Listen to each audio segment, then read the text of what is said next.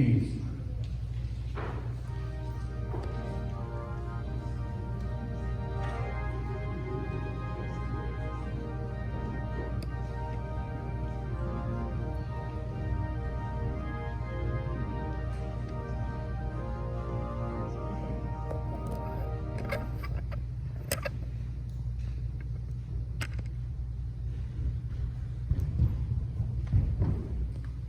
You're pretty fast. Are you a runner? Oh, okay. I don't know if, here we go. Again. Oh, good.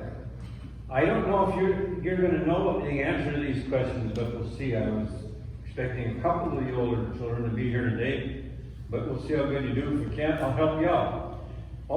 Do you even watch, any of you watch games going on that have two teams, whether it's football or baseball or basketball? You watch any games? You do. You don't? You? All right. You watch any games on television? What do you watch? Baseball and soccer? Okay. So, you know that every team has a uniform, right? Can you tell me what kind of uniform a baseball player wears? What are some of the things that make up his uniform? So, they wear like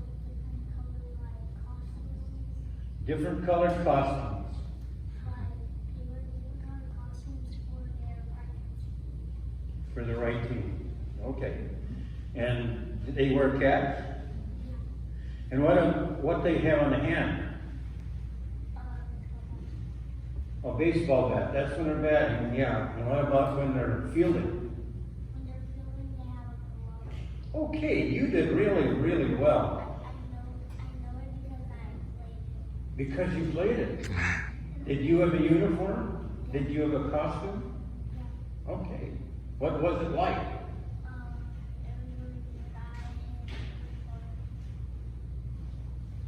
Okay.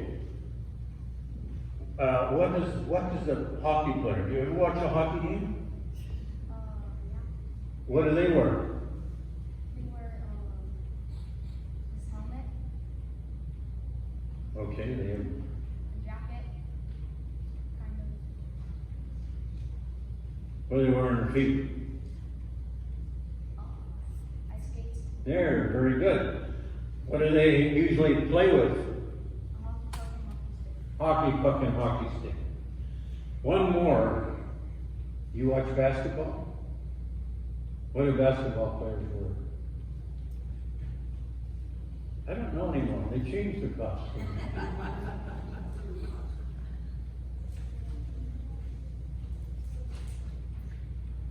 They usually wear short pants and something for the top. Don't have much else. Tennis or basketball shoes. Okay, well, now every team usually has some kind of uniform, no matter what it is. And you see every sport has its different uniform. Well, the church is kind of a team too.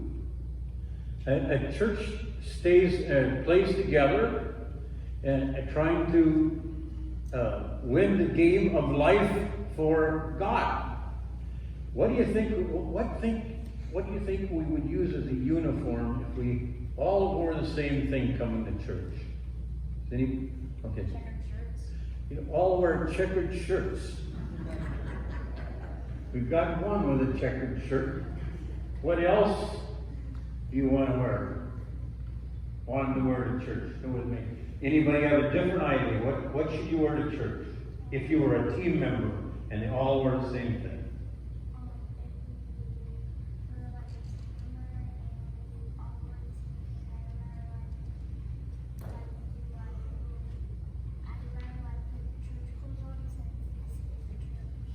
Put church clothes on because it's a church.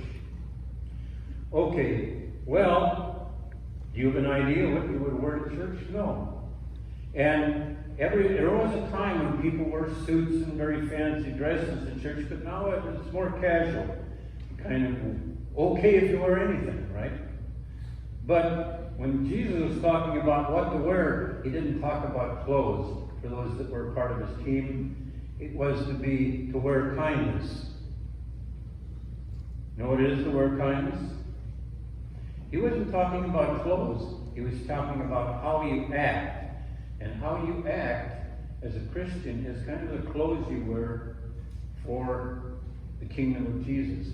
If you're kind and loving and considerate and come and worship, that's a part of the clothes you wear if you're a Christian. Okay, you did really well. Give him a hand, please.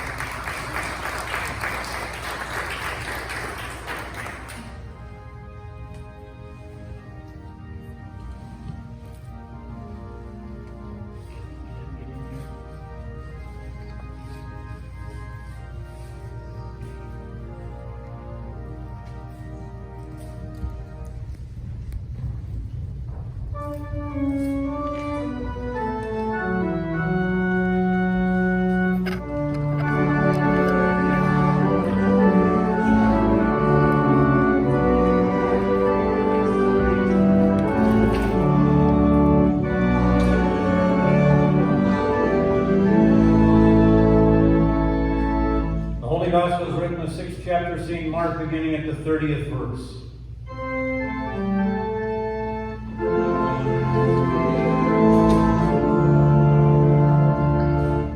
The apostles gathered around Jesus and told him all that they had done and taught. He said to them, "Come away to a deserted place, all by yourselves, and rest a while." For many were coming and going, and they had no leisure even to eat. And they went away in the boat to a deserted place by themselves. Now many saw them going and recognized them, and they hurried there on foot from all the towns and arrived ahead of them. And he went ashore and he saw a great cloud, and he had compassion for them because they were like a sheep without a shepherd, and he began to teach them many things. When they crossed over, they came to the land at Gennesaret and moored the boat. When they got out of the boat, people at once recognized them and rushed about that whole region and began to bring the sick on mats to wherever they heard he was. And wherever he went, into villages or cities or farms, they laid the sick in the marketplaces and begged him that they might touch even the fringe of his cloak, and all who touched it were healed. Here ends the gospel for the day.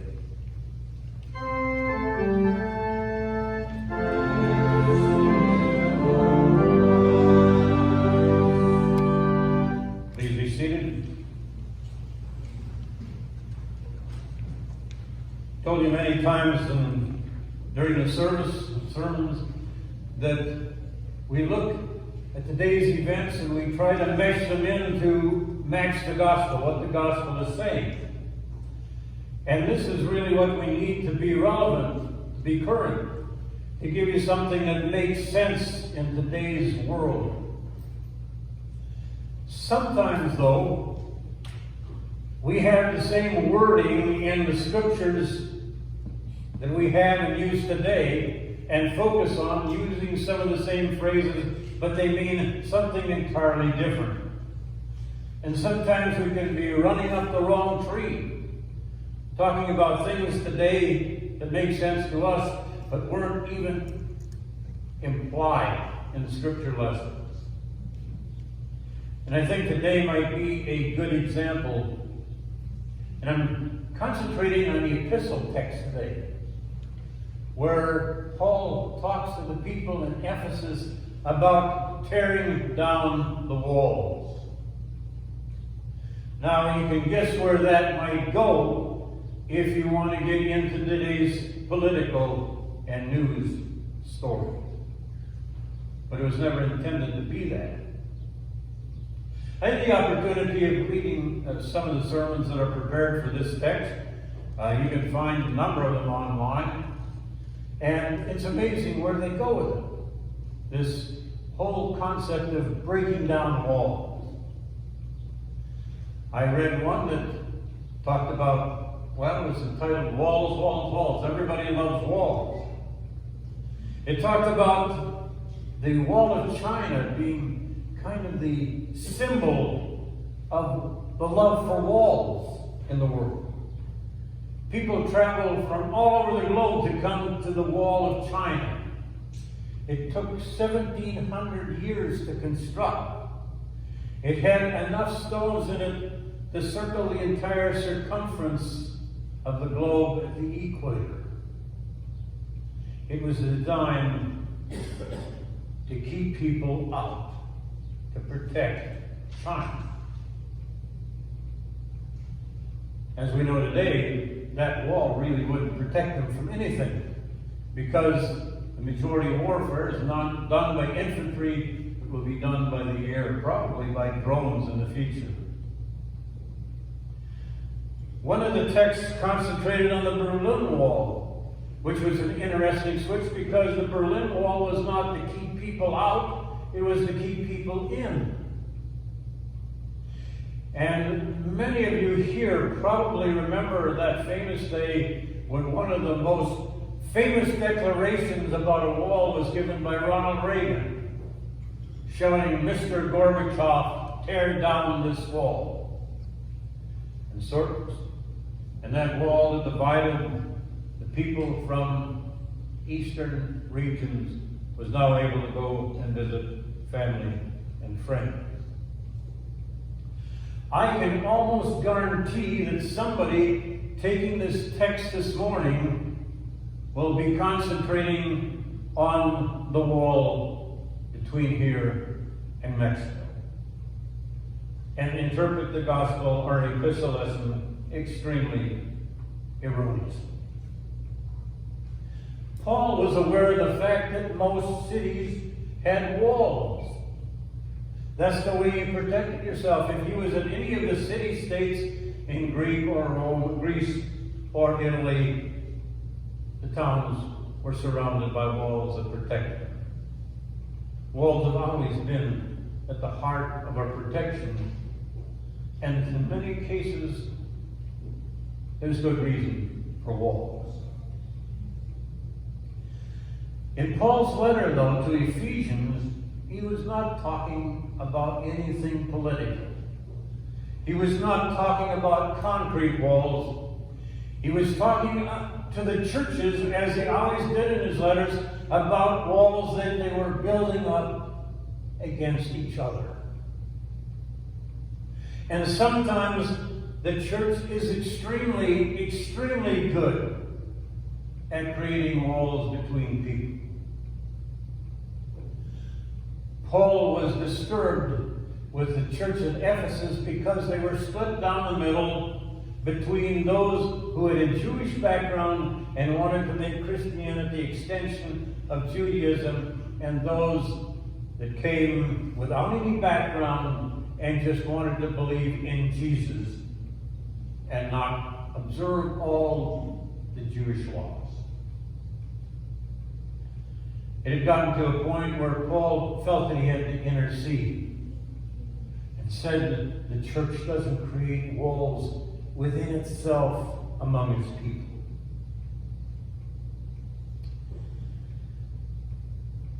We still do that, don't we?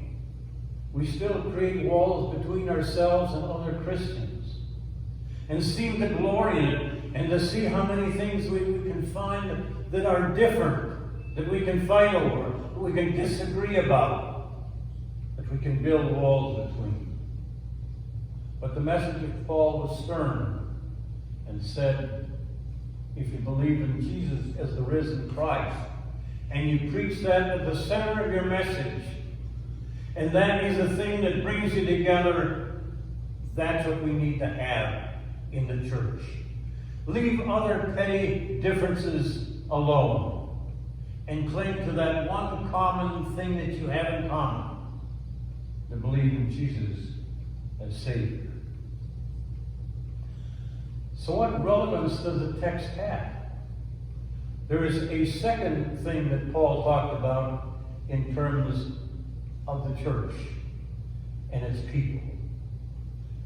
And he directed them not to build walls between themselves as individuals.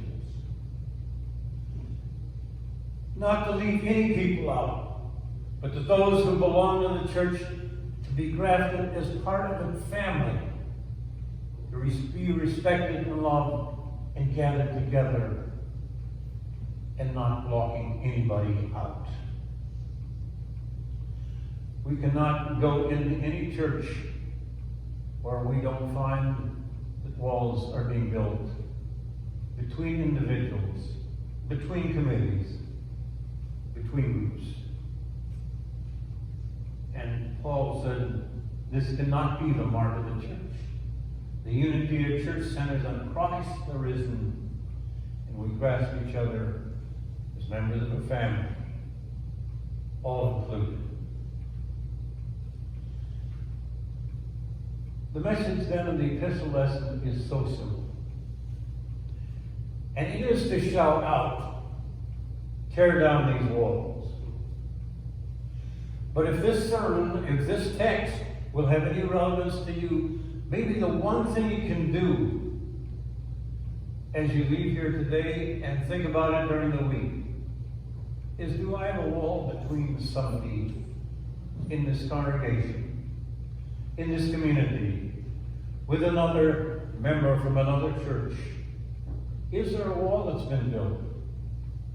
And if there is, take a directive from Paul this morning and tear down that wall. And revel in the unity of Christ the Savior, and not in a lot of minor details. Tear down the walls. Amen.